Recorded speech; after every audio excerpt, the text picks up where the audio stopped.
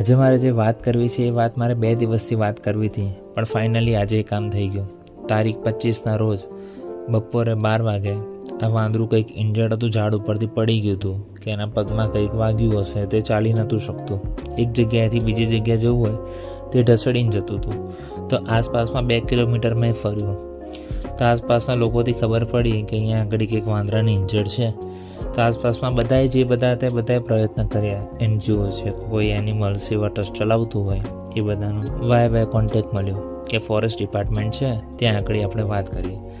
તો 2 દિવસ પછી ફાઇનલી આજે ફોરેસ્ટ ડિપાર્ટમેન્ટની ટીમ 2-2:30 વાગ્યાની વચ્ચે આવીને આજે વાંદરું જે હતું ઇન્જર્ડ એનું રેસ્ક્યુ કર્યું. ત્યાં સુધીમાં બધાએ આસપાસમાં બધાએ પ્રયત્ન કર્યા. એ બધાનો ખૂબ ખૂબ આભાર.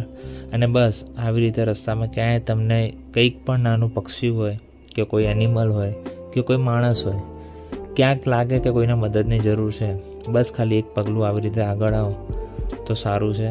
ભગવાન પણ રાજી રહેશે આની અંદર.